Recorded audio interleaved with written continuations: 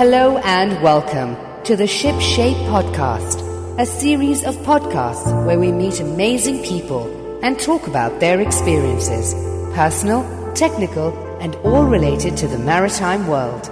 Come and dive in, dive in.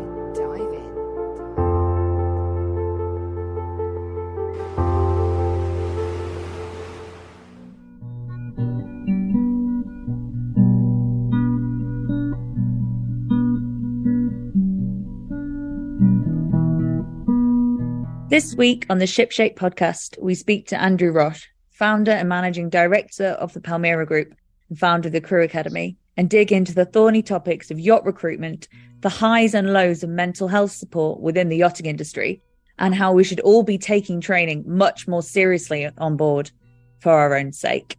My name is Georgia Tyndale, and I'm a freelance editor and writer within the maritime sphere. I'm recording this from the UK, and I'm joined by Merrill Charette. I'm a liveaboard on a Tashing Toshiba 36 in Boston, Massachusetts. So, Andrew, where are you recording this from? Hi, Georgia. I'm Merrill. I'm Andrew Roch, or Andy Roch, depending on where you're coming from. I'm coming from deepest, darkest Sussex, just on the South Downs, and I'm sitting in what used to be Sir Maynard Keynes' private office, where he wrote Keynesian theory, post-war Churchill's economy, post-Second World War. So he wrote that theory sitting at this desk, looking at this view in front of me just over 80 years ago. And what's the most philosophically fascinating thing you've ever written from that desk, Andy? Actually, I wrote my first ever human profile on an individual who was struggling with cocaine and alcohol, a 28-year-old Irishman. And he came to me for some support and wanted me to build a program. And I did my first proper paying customer to help him build a daily vocal program to get him out of addiction. He's currently 63 days into recovery, which is a joy. So you've been in the yacht business for over 16 years, right? So where were you coming from before? How'd you end up in this side of the industry? Thanks, Merrill. Great question. I was 3 years old when I went off my first yacht as a guest. An old 75-foot vessel sitting in the port of Cannes called Mavala. It was owned by a lovely old gentleman called, goodness me, going to have to get his name. He was my father's horse trainer, and Freddie Tinsley. And he took us on as a guest every summer, and we'd sit on the front of the bow looking at what was a boat called Tits sitting in the Bay of Cannes or in Port Canto. And so I sort of started at a young age of 3 looking at the water, looking at boats, and being marveled by these wonderful white palaces. And in those days, a big boat was 60 foot. A vast boat was a boat like Tits sitting in the harbour, at plus, nearly 200 feet. So my start was as a guest in awe at these incredible machines and looking at all the people running about. He had 2 wonderful people on board looking after him, Josette and Josiane. One was his girlfriend and she did the cooking, and Josette was his Filipino housekeeper who would come and keep the boat clean on the weekends when guests would go on board. So it was a lovely entry into yachting. He had a beautiful Riva Aquarama parked next door, and I learned to water ski behind that when I was 8. So my sort of entry was at a really young age by being marveled by an old minesweeper converted into a yacht. Sitting in one of the newest ports in Cannes, built by an incredible guy called Pierre Canto, and eventually found out that my grandfather had funded Pierre Canto to build that port years later, when I found the certificate of ownership of one of the 2 bearer shares for the port, of which I then took it to a lawyer in Cannes who told me that I was a couple of years out of date to claim ownership of half the port. Strangely enough, it had expired after 40 years. But yachting's always been in my blood from the day I was born. You ever go sailing or anything like that? Only big boats, little boats? Yeah, I mean, you can see a J up there. That's Happy-Go-Lucky. That was my father's first small vessel, under 30 foot, sailing around the Isle of Wight, competing around the island, sailed throughout my childhood. But I was predominantly on motorboats and loved Sunseekers, loved Rivas, You can't see it, but up there was the first ever red Sunseeker, built by the founder of Sunseeker for my father, 36-foot, small Saint-Tropez. It was just a wonderful way to grow up, driving around on the only red boat in the south of France, surrounded by white boats. Again, a very unique bit of kit, 38 knots. It was just a perfect day boat. And where did the whole education get involved? When I started to fail at school, struggle at university, and then had to do a year's teaching as part of my degree, I ended up thinking I'd be skiing in France for a year and entertaining myself on my gap years teaching. So essentially I did a 4-year course and 1 year had to teach. And I ended up in a mining town in the Alps, in a little town called Ugine, that was a coal mining town with a vast technical college in it. And no one had any job opportunity. It was either become a ski instructor or join the Dole. And the majority of the town of about 20,000 people were on the Dole. So this big technical college, where I arrived late September, dark autumnal night, with my skis on the roof. And I was like, God, I got to stay here a year and teach. Quite foreboding. But in fact, all the kids at the school welcomed me, and I ended up having the most amazing year, being essentially motivated by students to teach them to speak English, despite the fact that none of the teachers liked me because I already spoke French, and they would normally expect the individual who every year would come from England to France to not speak great French, and then they could educate us in France, the Alps, Savoyard, cuisine, Pierrade, fondue. I'd done it all already. But what I ended up being inspired by were the kids, 14, 15-year-old kids, girls and boys, who had no prospect of any real future in that town, despite the fact that the Olympics had been the year before in Albertville, the Winter Olympics, and the French and the Olympics had built incredible new buildings and stadiums, and yet there were still no job prospects for these poor guys and girls up in the mountains. So that was my first foray into teaching, where I learned that it was not at all to do with the school or the teachers. It was all to do with the kids and the students. And they were all that mattered, their future, giving them hope, figuring out a way to extract the best out of each one on an individual basis and not to follow the typical French collective, la moyenne, the middle. If you're intelligent, you're dumped. If you're not intelligent, you're dumped. You had to be this middle small percentage, which made teaching in France very, very difficult for me because I enjoyed finding those individuals that were either hugely bright or really struggling and then putting them together and getting the brighter students to support and mentor those that struggled with their learning. So it was a really wonderful year, and it opened my eyes to how impactful and powerful teachers and education and students can be when they're mixed in the right way. And then you must have realized that there was a gap in the market in the super yacht industry. We're going back early 2000, supplying goods through a company I founded and then lost, sadly. But we were a big provisioning company, and lots of chief stewards and pursers and captains were struggling with clearance, VAT, duty, accounts, lots of different technically challenging paperwork trails. And we were shipping to the Maldives, Seychelles, the Middle East, up even to Singapore, and doing the Med in the Caribbean. But it was these difficult logistic bases that were really struggling. And so we sort of figured out how can we provide them with some sort of course to give them the foundations in how to manage their paperwork when it came to importation and clearance duties, accounting, VAT, etc.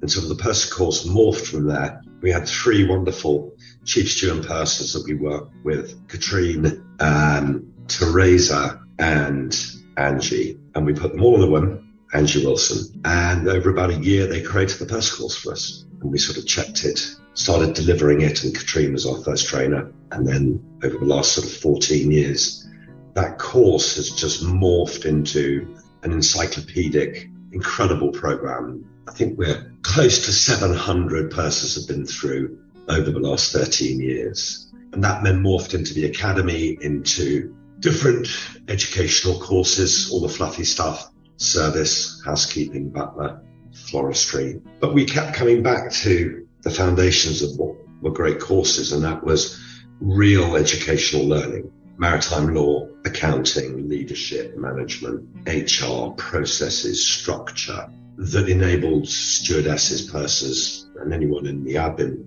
roles to really start learning again.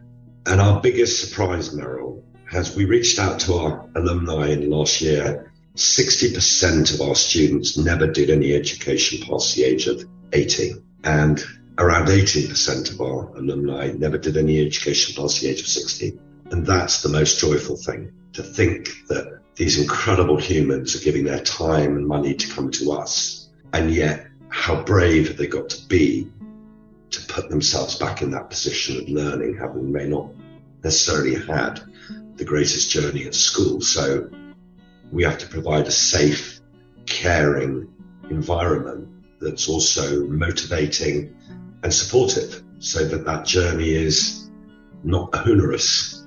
We don't want them to leave us and go, God, I failed, or it was just so scary. I want them to leave and go, God, I love learning, and to go off and learn more. And podcasts are an awesome way, Meryl, with people to learn and listen, and then go research a subject or a theme that's important to them.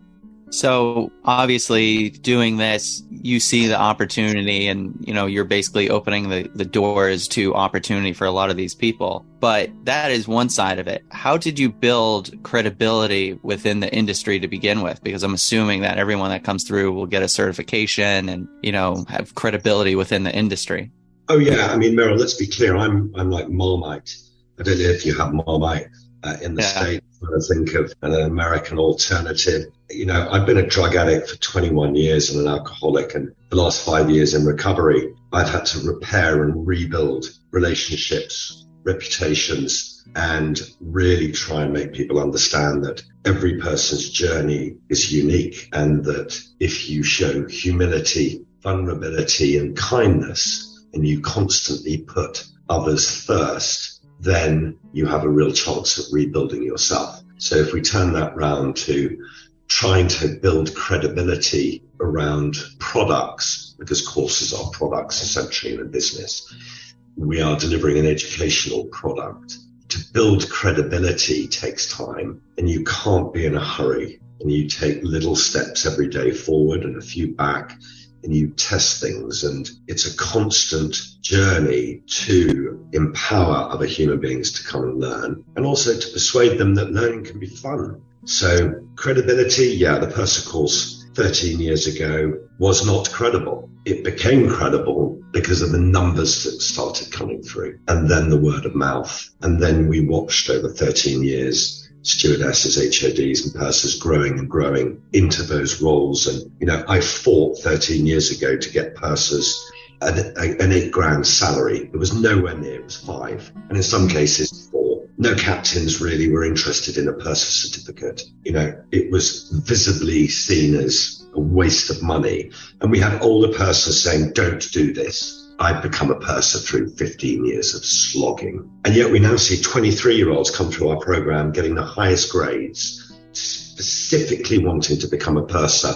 in this industry as their career. They're not interested in doing 5 years going up the chain. They have the desire, the push, the brain, the knowledge, you know, and they want to do it. And, you know, we've seen 23, 24, 25-year-olds graduate with unbelievable results, and then getting the jobs that they want, stepping into chief stew, into HOD, into yacht management, and into the purser role, of which there are now 6, Meryl.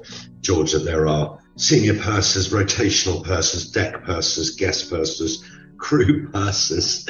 You know, there's now yacht administrators, there's purser assistants, purser secretaries, captain secretaries. I mean, these are just roles that in the past would be fulfilled by the chief stew, who would be overloaded with work, underpaid, undervalued, and non-certified. Well, we now have pursers on 8,000. They're all certified. For the people who don't know what a purser is, could you describe what that is? Oh, essentially the purser is the Switzerland of the yacht. he or she or he, the de facto administrator, the Mother Teresa, the mother hen, they are the person who provides the crew with structure, with a guiding word as to where to go, to look. How do I do this? Where do I go for that? They do the accounts, they do destination management, guest planning. They help with flag state visits. They help when customs come on board. They are essentially the captains or the DPAs, or in fact, any crew member's right-hand person. And they are the most incredible individuals because their brains think differently. They have a structured, sort of process-driven, algorithmic brain, and they want to help and they want to provide solutions and not put up an argument. So if you give a person a job to do, they'll go out and research and figure it out and present a solution. That's why they are unique on board the boat.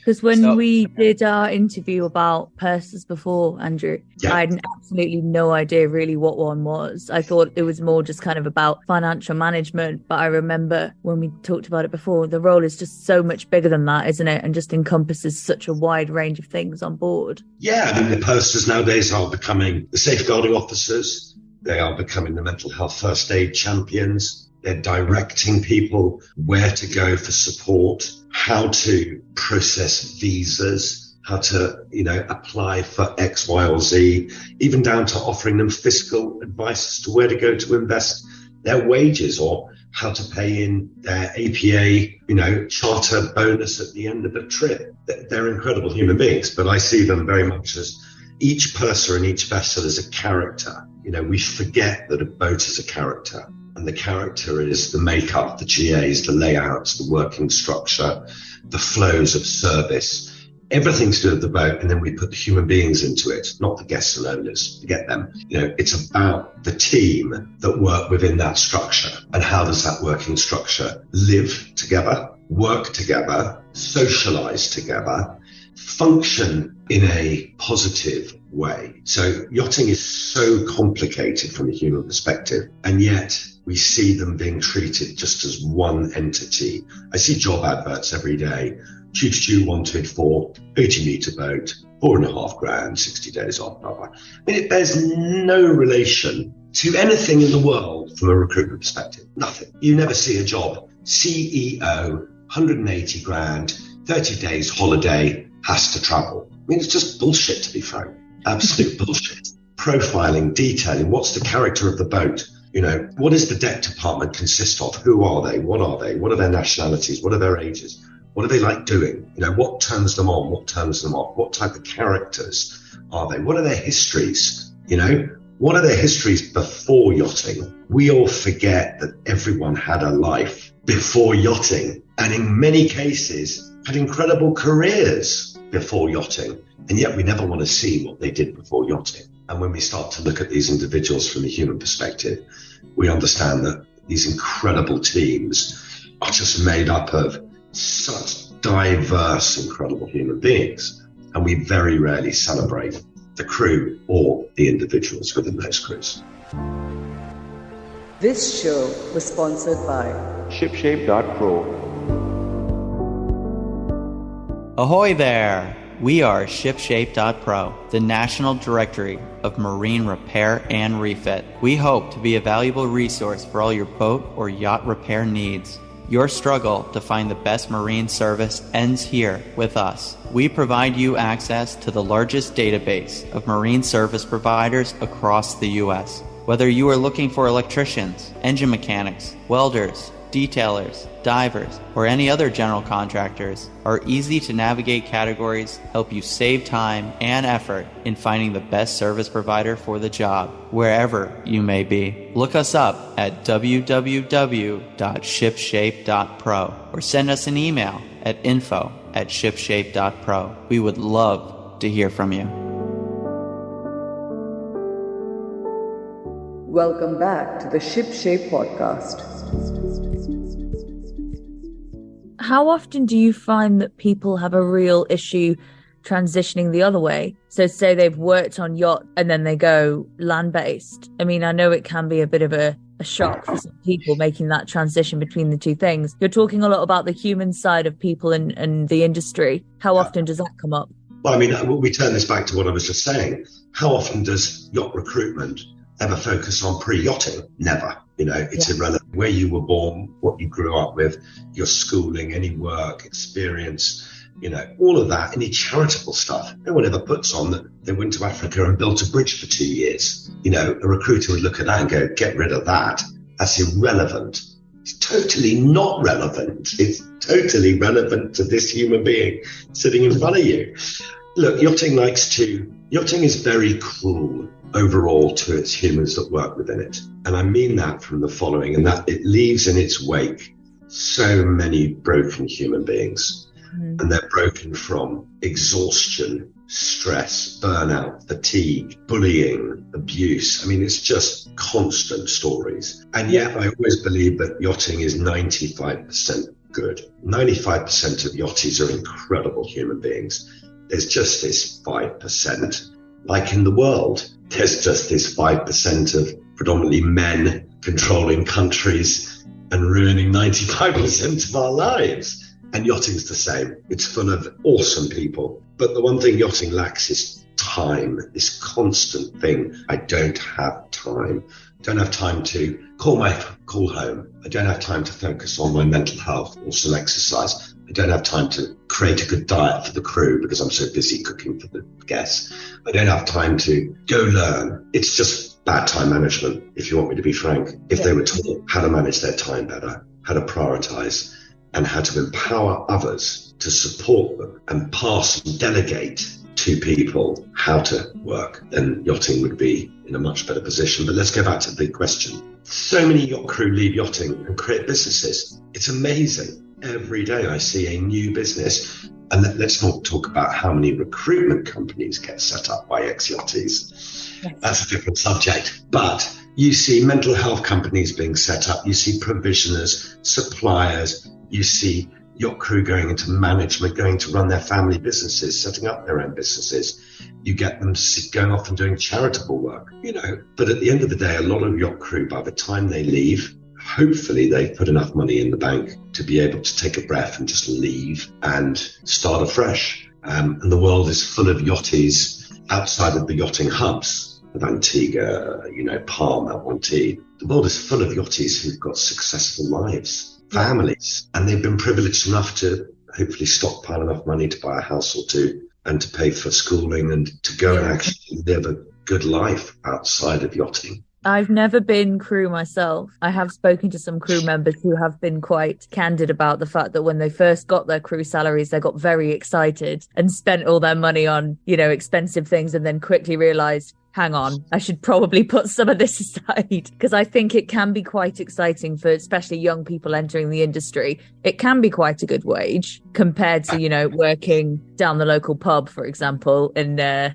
Wetherspoons in the UK. It's quite good money. But I think, it's about long-term financial planning, isn't it? Absolutely. And it's really interesting when you talk to yachties, especially yachties who've come from underprivileged backgrounds and who not necessarily grew up in Falmouth or on the Cape, etc. We break them into different demographics. I was chatting to a young Welshman the other day. He goes home every holiday. He's incredibly wealthy compared to anyone in his village. And yet he holds himself with such pride, which is very different from arrogance. Yeah, and absolutely. All he wants to do is to support his community. And he loves going home because he's so grounded at home. And so he lives this yacht life, visual social media. And yet when he's at home, it's the polar opposite. And it's about family, his sisters, the structure, his friends. And in fact, he's empowered a lot of people in his region to look at yachting in a really positive way and to look at engineering degrees and to go to college and to look at getting an extra ticket or two, an extra A-level, or even just to complete his GCSEs or their GCSEs, and then to figure out, is there a pathway into yachting? But you're right, money corrupts all children, and the lucky ones are the ones that remain grounded and realise that they are not the guests. When we start talking about your courses, I can imagine that you probably started off doing administrative and service training. And looking at your courses now, there's a lot of soft skills and human-based courses.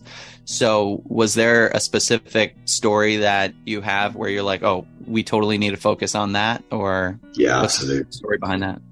My own collapse into mental trauma, to be honest, Merrill. I touched on the fact that for 21 years I was a cocaine and drug addict, alcoholic. I went down through a process. I lost a business in yachting, and I didn't understand why I kept defaulting, why I couldn't get better. And luckily I was helped, and I went through some trauma therapy and understood what had happened to me as a kid and the abuse I'd suffered at the hands of 3 men. And my life suddenly took a different turn. I had context, and I gained perspective on my behavior as to why I kept defaulting to drugs as an escape in order to not feel. So we started as a team looking at mental health and what we needed to do to help others in the industry. Why were they struggling? And so we did our first mental health course. But really the catalyst, outside of my own recovery and going on a learning journey to understand how I could become a better human being every day, to work on myself as a human being, to put others first and self last.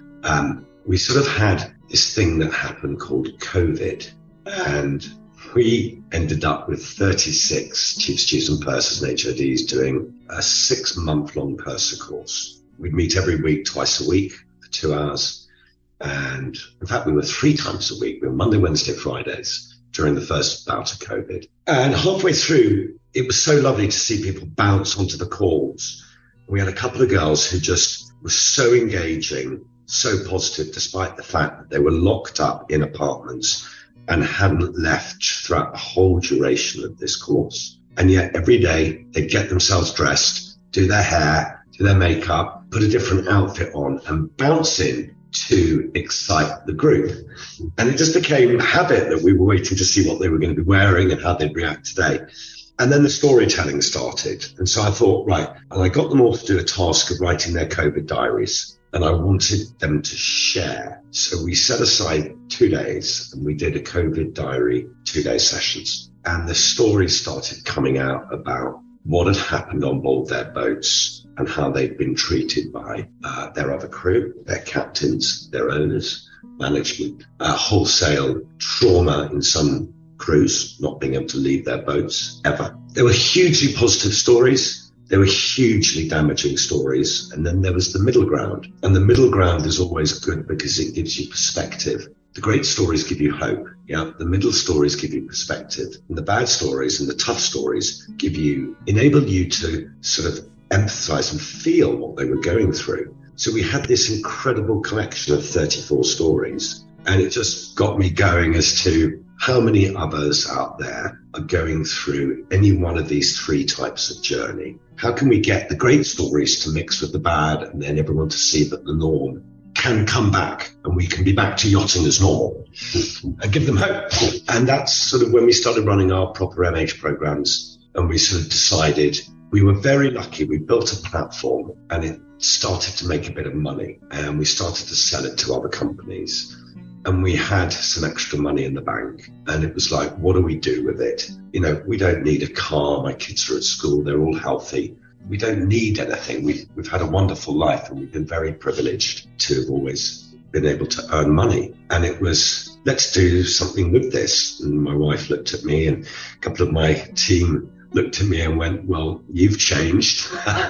How do we sort of bring a bit of that to yachting? So we started delivering our first series of courses, and that was the Captain's Mental Health Program, the Suicide Program, the Addiction to Recovery Program that I deliver. And Hannah and others within the training team are just such incredible human beings. Their stories alone motivate, other crew.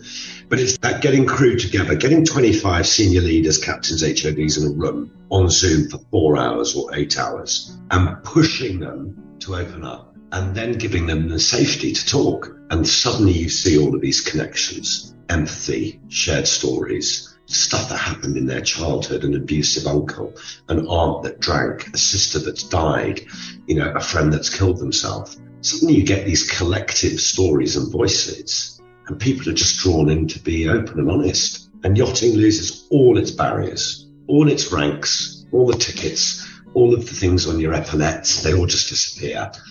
I can't really imagine. It's tricky because addiction is hard enough, but I can't really imagine how it must be to deal with that in the confined space of a yacht, and then potentially also the confined space of a yacht during a pandemic. The pressures that people must have gone through in that particular period, especially when they were battling with these issues, are beyond comprehension, I think, really, for me. Yeah, Georgia, thank you for that question. Addiction is, for me, it's a simple subject. Some human beings can drink and drug and have fun their whole lives. Some human beings default to drugs and alcohol and other behaviors because of trauma. And if you dig behind every alcoholic, every drug addict, every gambler, there's trauma. And most of the trauma stems from childhood somewhere. The tapping parent, you're shit, you're shit, you're shit, you're shit. What do you think after 16 days? After 32 days, after 64 days, you think you're shit. And you're told that your whole life, told anything. You're fat, you're stupid, you're ugly, you're shit. You'll never account to anything. Even a counsellor at school, a job counsellor who says, hey, Meryl, you're never going to account to anything. Yep. This is a senior person telling you as a human being. That's what trauma is. Sexual trauma, rape, molesting, all of the different other traumas that are just constantly surrounding us every day are traumas, and they lead people to default to an escape. And the escape is not wanting to feel the feeling that they have associated to the trauma. So we drug and we drink because we're numb and we don't have to feel that feeling. Now, if you can understand the feeling and if you can work with it, contextualize it and put it into perspective and turn it on its head, then anger becomes joy. Hate becomes love. It's very simple. And it's about the human brain and how you perceive things. So yes, lockdown, confined to boats, accentuated, magnified all of this. But let's be clear, Georgia, there were so many incredible stories. Management companies, Wyco put in place lots of programs on their boats. I can name you, lots of different companies and owners who supported their crew to the hilt. And yet we hear the 5% of how bad it was on a boat sitting in Dubai and the crazy owner curtain twitching and not letting the crew leave the confines of the vessel for nearly 300 days and just madness. But the one thing that was hard, Georgia, was the fact that in the past you could just take your passport and leave. Exactly. Yeah, you couldn't take your passport and leave. So yes, you're right. But I always look at the positives and the amount of happy stories that came out of COVID. I don't look at the amount of alcoholics who got into recovery. Sorry, I look at the alcoholics who got into recovery during COVID and not the amount of people who drank themselves into alcoholism during COVID. I'd rather look at the positive than yeah.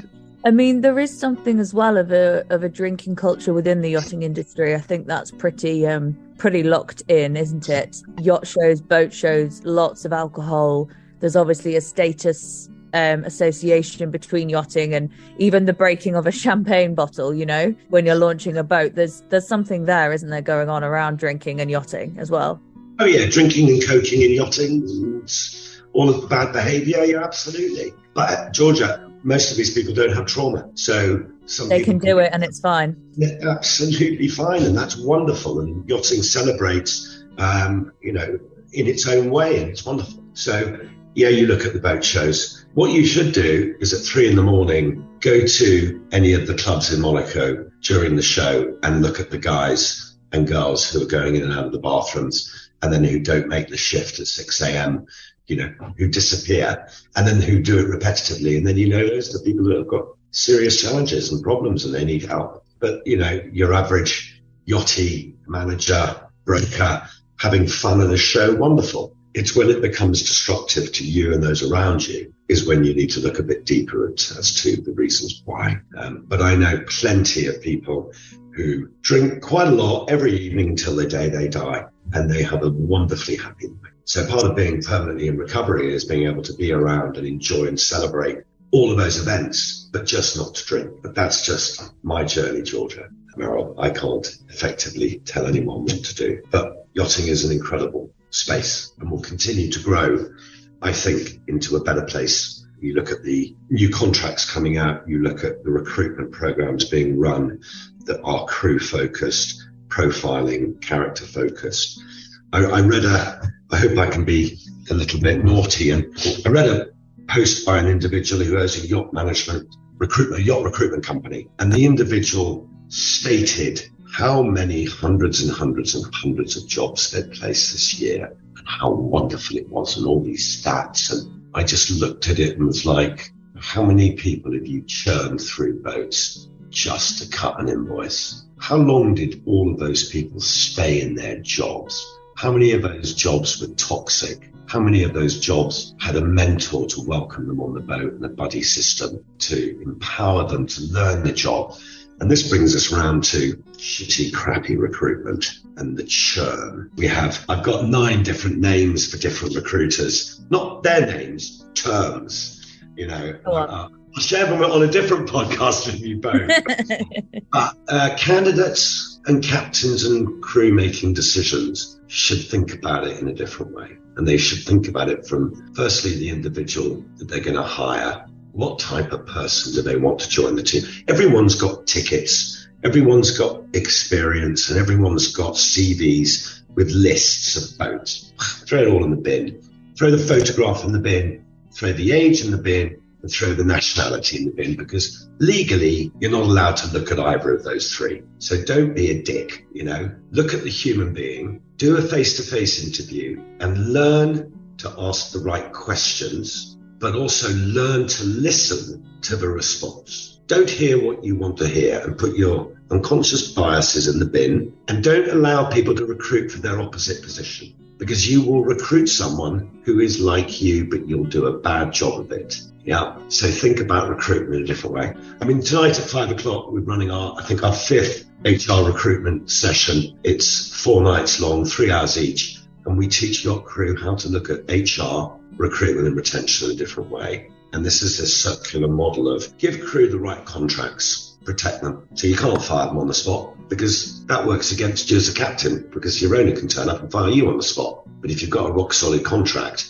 then you've got psychological safety in your job, which means you never worry about someone walking on and kicking you off faster off, and you're meeting your opposite captain's number as you're fired. Bizarre. It doesn't happen in the world. Look at your recruitment. Put in place professional policies. Train your team to recruit. Give them set blocks of questions. Train them to profile and look at the human being and not at the CV. Put in place a safeguarding officer who helps the crew. Train them all in mental health. Do some leadership training and understand what leadership really is. And then suddenly you've got the chance of building incredible teams that will stay on your boat forever. And I'm going to take it back to Octopus and Vulcan and Paul Allen, the founder of Microsoft with Bill Gates, and what he built within the Vulcan fleet. I always talk about it with old Octopus captains and crew, the good old days, the reporting on Friday nights that they had to do. When they had to do it, they hated it. But now they don't have to do it because he's sadly passed and the boats have been sold. They miss the process, the administration, the structure,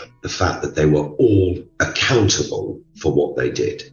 And yachting is brilliant at making people unaccountable for their shitty behaviour. I didn't fire that person on rotation. Can you imagine flying home halfway through being with your family or your loved ones, and you get an email and it says termination of contract? How shitty must that be? It's just dreadful behaviour by arseholes. No one fires anyone on holiday or on rotation. You sit in front of the human being, you give them a chance to become better, to understand why they need to change or grow, give them the opportunity to do that, and then if they don't, you let them go kindly. But yachting is cruel. We did an interview with Ed from Super Yacht Recruiter, and he was saying that just kind of within the super yacht industry, there's this mindset of we can kind of do whatever we want to, because if you're coming on a super yacht, that must mean that you like boats. So I'm wondering what your general thoughts are in terms of the super yacht industry and education. Where are we at now, and where do you kind of see us headed towards? Merrill, the big problem is money. Money. People are attracted to yachting for money. So recruiters, no matter what they tell you, it's about the churn, the balance sheet, the number of placements, and getting your money before that person leaves the bank. And how many times can you churn that individual? And the amount of recruiters who recruit from their own clients, who place on those boats and then steal the candidates a year later to place them on. I just look at this and I laugh and go, holy crap, this doesn't exist anywhere else in the world. Now, our land-based recruitment company, and let's be clear, the Hunter is a standalone business. It has limited targets.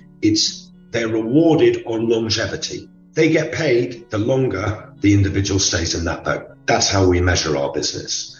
If we take it through to the land-based business, EHC, we don't get candidates who leave or want to jump up the cycle. They want great jobs, and land-based staff in private property stay for decades because they become trusted, valued members of the family.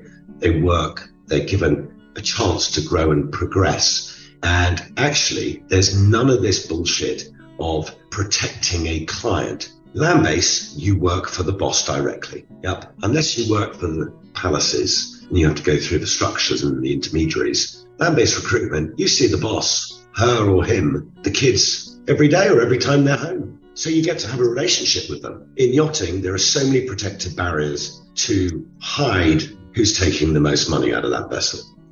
So look, I always have hope and look to the future. The youngsters coming up are so awake.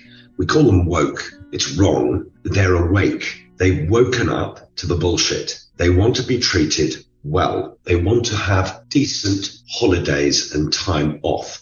No matter what yacht owners or brokers or managers or captains think, yacht crew work unbelievably hard, long, arduous hours in a cigar-long container, occasionally or often with mad people around them as guests or as owners, or in some cases, crew who've gone mad because of the stress of working in the environment.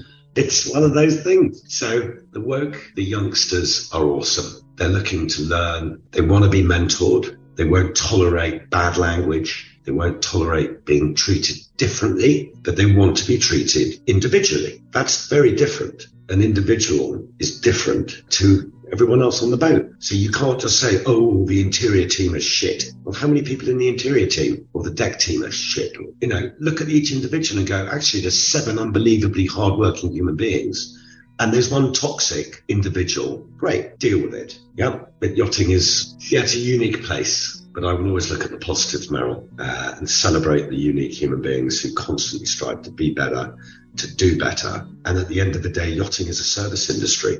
We go back 100 years. It's a really hard word to use, and often people take offense. But we are servants, and we forget that we are servants. And even I, who sit here with businesses, showing servitude to my clients, to my candidates, I work for them. I have to do the best job possible for the candidate, for the student, for the client, for the principal, for the manager, for anyone. So I am serving them. And at the end of the day, we're only as good as the last person we served. So what is your take on kind of where we're at right now in terms of education, overall education within the super yacht industry? You know, would you say that a quarter of the super yachts are kind of aware of what they're doing, or? Everyone is aware, because if you want to go from deck to bridge, you've got to go and do tickets. You've got to go learn. If you want to go from the interior up to purser, you've got to go learn. You've either got to have an incredible mentor, chief stew, bosun, first officer, chief officer above you, who helps and mentors you and teaches you, or you've got to go and learn. That's the only way up. Head chefs don't become head chefs by cooking at home. They go through different kitchens, through different galleys, under different chefs. They learn and they learn and learn. So, yeah, yachting's massively open to learning. Are they learning the right stuff? Not necessarily, because often they don't have time to sit back and think and break down their skill sets and look at really what they need to learn. Jumping to command is a massive step, and you can't do it reading books. It takes time, and you must have experience. You must have experiences that are good and bad so that you grow. So this is stretch versus stress. How do we stretch you as an individual? Not to break you, to stretch you every day and pull you back in. Stretch you every day and expand your mind fill it full of information, keep it there, and let it just like a big rubber band. And the rubber band will grow and grow and grow, and you're becoming better as a human being. So yachting is hugely open to education. In fact, I can't announce it today, but we will be announcing a massive program for a big association, which will be groundbreaking. It will be the first fully accredited ticket outside of bridge that will enable crew and others to go on a new learning journey that's accredited and supported by some of the biggest industries in yachting. So there's always development, but I'll throw that back on your head. Every single person in yachting can teach everyone else something. So if you spend the time talking to a decky, you may find out that he or she has been an incredible mixologist and won a world-class competition. You may find that they are an accredited physiotherapist or have done some sort of additional education, accreditation, certification. And we all are in such a rush to never ask the right questions and ask them about their life, their journey, who they've met, what they've learned, who taught them. But we go back to that old question of, Meryl, name me your favorite teacher. There's a name. My favorite teacher? Yep. Your girlfriend. Oh, Meryl, you just thrown my theory out of the window. Georgia, you must have a name of a favorite teacher. I don't want to cause any offence, but I liked my biology teacher at school, Rob Gardner. He was nice. Shout out. So there's always someone that you can name who's helped you and taught you something or guided you. And yachting is full of awesome individuals. So many captains and chief stews and bosuns have mentored crew below them and inspired them to go on that journey. So I'm always going to take the positive. Meryl and Georgia, always look at the positive in the human being. Well, that's the way to do it, right? We heard from this guy that we had interviewed. He's like, the key to everything is to look behind you. You know, once you've moved up a rung, you look behind you and you bring them with you. Was that Brendan? No, that was Fly Navarro.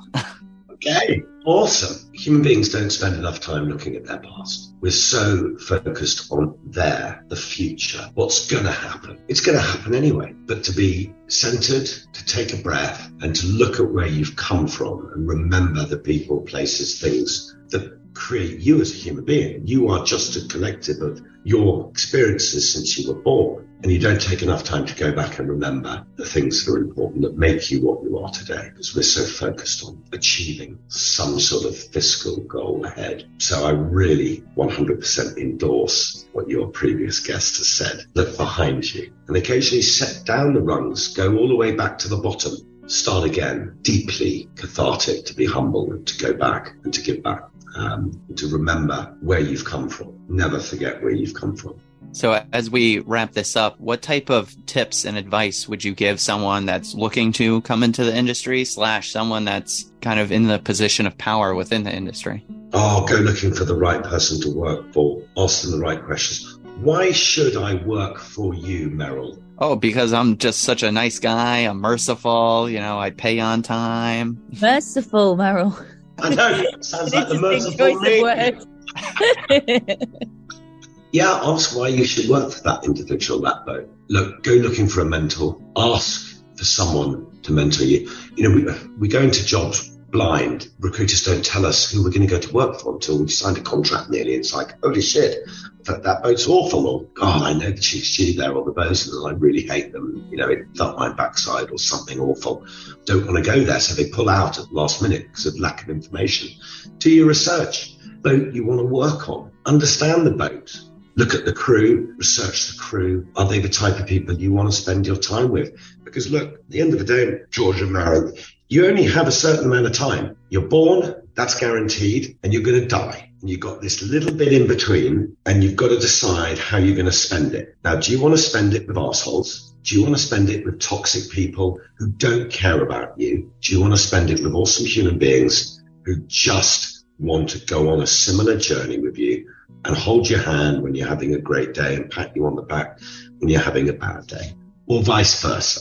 So choose where you want to go and learn to say no and walk if you see something that you don't agree with, but raise it in writing first to the management, to the DPA, to the owner. Call out toxicity, call out people. Abusers hate being called out. Bullies hate being called out. The guarantee is you ain't the only person who's suffering under that individual. Yeah, and once you call them out, it creates a voice and everyone else calls them out. So today, I'm going to call out yacht recruitment companies, of which I own one. I'm going to call them out for being toxic peddlers of dreams and not always living up to the dreams they're selling. Figure out what you're selling, sell it in the right way, and ensure that the people you're putting forward for jobs go to the right environments to suit them as a human being, and that they're safe and that they will be nurtured and that their careers will thrive under the leadership on that vessel that you're sending them to. That's what I'm going to do today.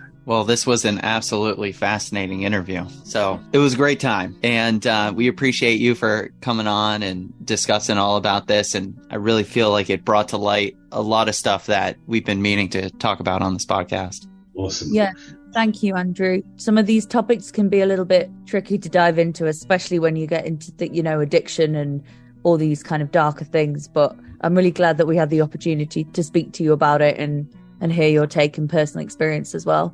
Well, Georgia, you're always braver than most people in raising these topics. As an outsider with inside knowledge and inside pull, you've always been a great voice, and I'll always follow you. So, Marilyn, it was a pleasure to meet you and to see you on your beautiful boat and to do my first ever self-delivered podcast. So it was a joy.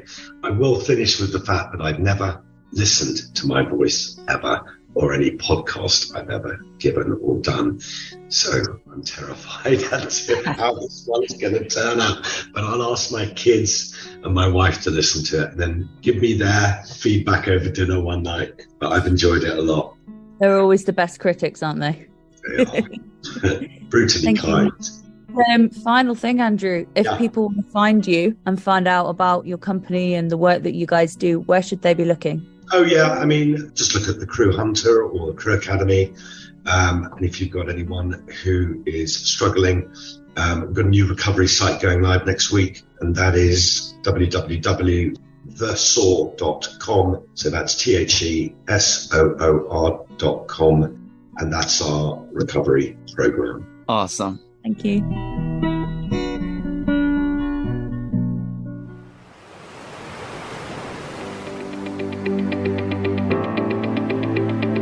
Check back every Tuesday for our latest episode, and be sure to like, share and subscribe to shipshape.pro.